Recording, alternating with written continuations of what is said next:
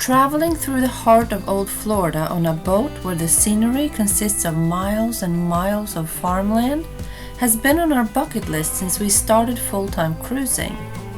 The Okeechobee Waterway draws thousands of people to make the crossing every year. Although beautiful, there is a consequence to all that farming so near the water.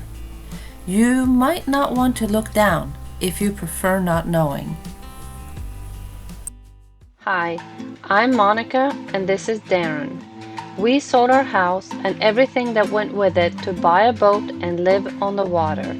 Together with our dog, Captain Kaya, we're cruising the southern islands of Florida, the Bahamas, and the Caribbean, meeting the people, sampling the food, and learning the culture of these unique tropical places.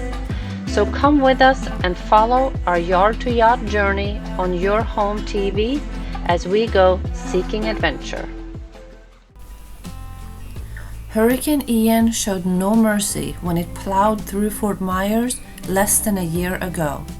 Images like these are humbling and grim reminders of how vulnerable we are when nature decides to strike. We are about to cross Florida from west to east, cruising the Okeechobee Waterway, a 132 nautical miles shortcut from the Gulf of Mexico to the Atlantic Ocean. 5 locks and dams and a series of draw and swing bridges along the way will make this an exciting journey of a lifetime. Well, we're not all so excited. There are marinas along the way that offers both fuel and pump-out services, and Sweetwater Landing Marina is one of them. Although a tight squeeze, we did okay since we were the only boat in the fairway.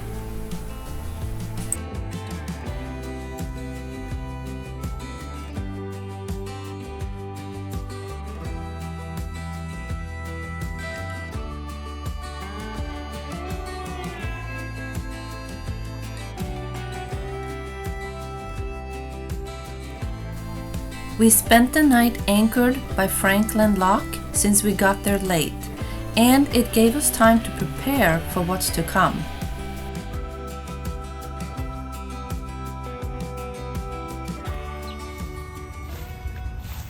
So this is the Franklin Lock Park. So we just kind of saw it on the Google Images when we were researching the lock, which is right here. So then we thought, well, let's go over there, walk the dog, and then walk onto the dock or the lock and go talk to a lockmaster, because we have no idea how we're going to do this later today. So I went and talked to the lockmaster, and it turns out it's a pretty easy procedure. We just pull up to the lock, let them know we're there on channel 13, and then follow their instructions. Found out about where to put the fenders on the boat and how we're going to do the lines. We're using their lines, not ours, and we're going to constantly be slipping the lines around a cleat. So as the boat rises or settles, depending on which way we're going through the lock, this one is going to pick us up, we'll be able to take in that slack that's in that line to keep the boat tight to the wall. And then, yeah, that's as easy as it is, I guess. I'm very excited. We've never done this before. So with that, we pulled into the lock with our required life vests on and fenders deployed. The excitement, however, got the best of us, so we forgot to turn on the front camera.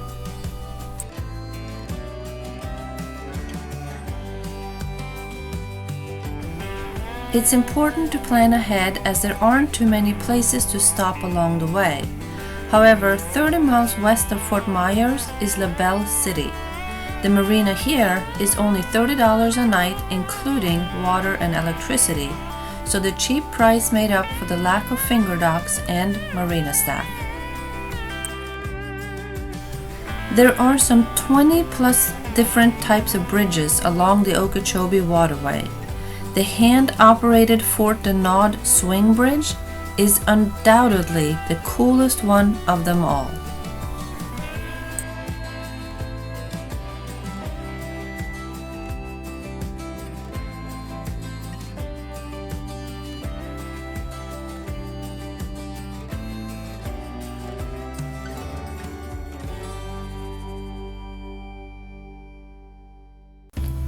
We are now well on our way as we approach lock number 2 going east, the Ortona Lock and Dam. With a lift of about 5 feet, it took a little longer to get locked through this time.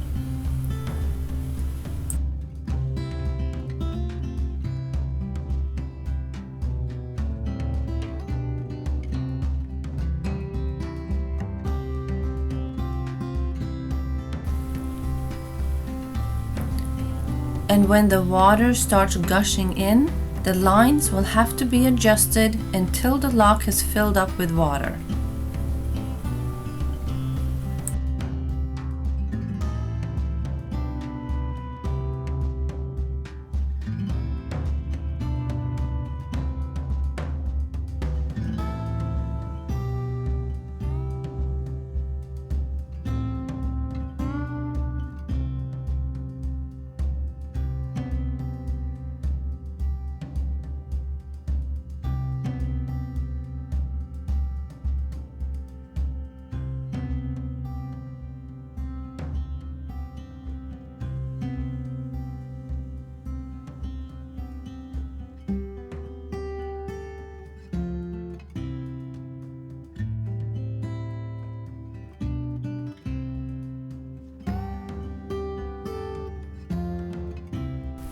The last marina on the Caloosahatchee River is River House Marina.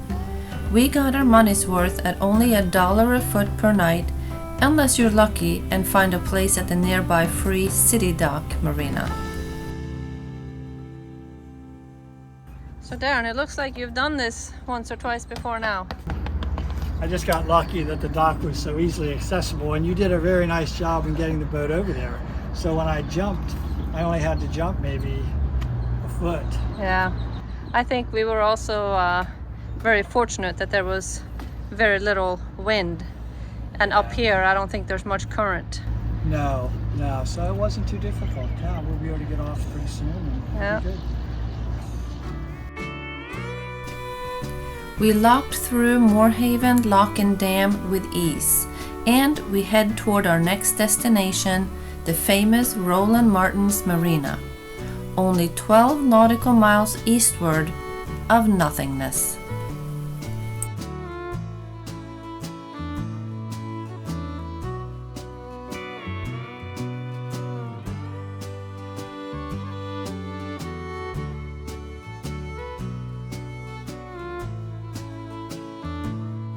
Vessel coming into Roland Marina. Captain, you got a copy on 1616? This is C-Stack coming in. Yes, I got it.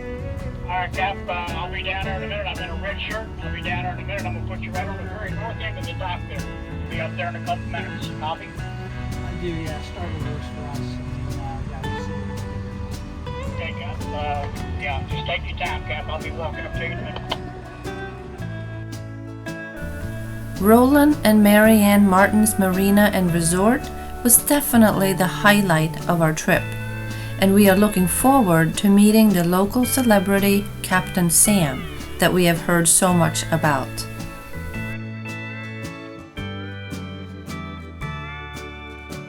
Alright, so we are here at the Roland and Marianne Martin Marina.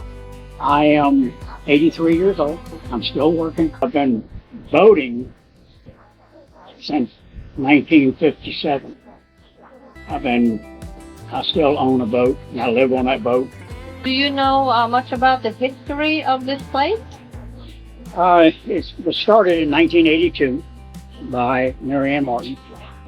Roland Martin is the TV fisherman. We have some of the biggest fishing tournaments in the country in this marina. There is a lot of crappie fishing, bluegill fishing, Oscars. People come here for primarily largemouth bass. You warned us about the alligators, Yes. not to let the dog get in the water. When you see one gator, there's three that you don't see, but he sees you. I was looking for them earlier, and I saw some really big frogs. I saw a lot of large iguanas. Yeah. So I guess there's plenty for the alligators to eat as far as food goes. Do not touch the frogs.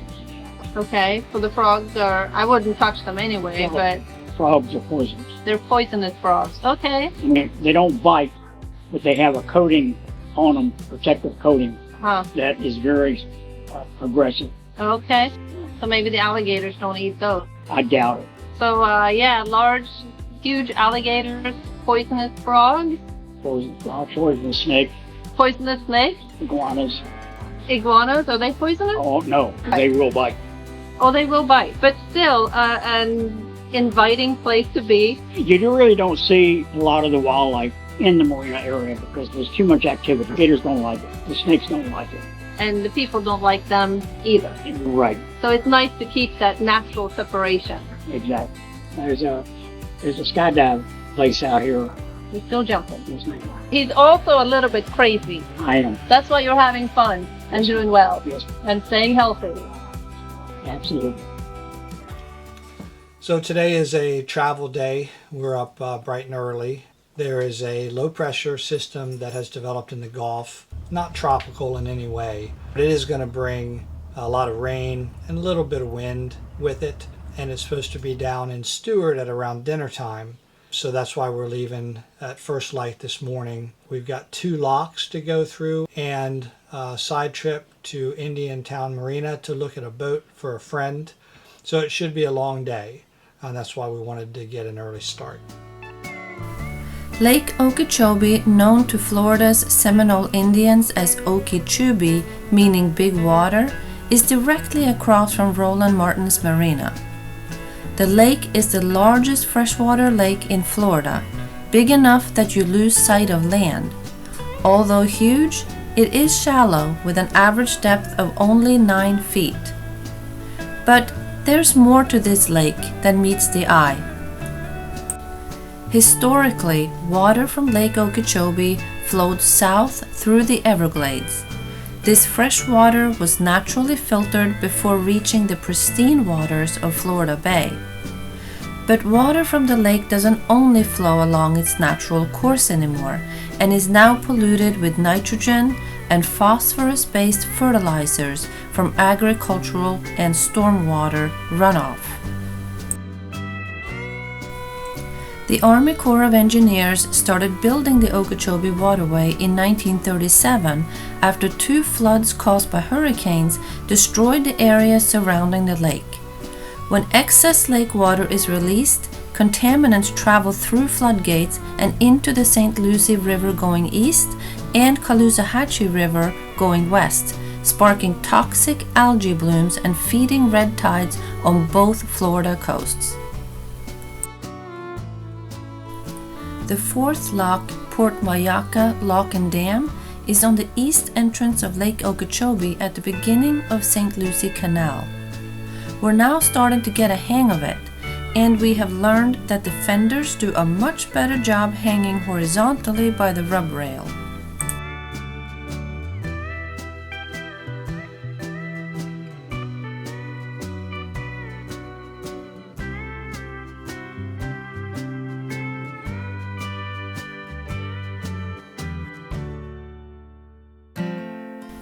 Another 21 nautical miles east, and we enter the last of the 5 locks, St. Lucie Lock and Dam.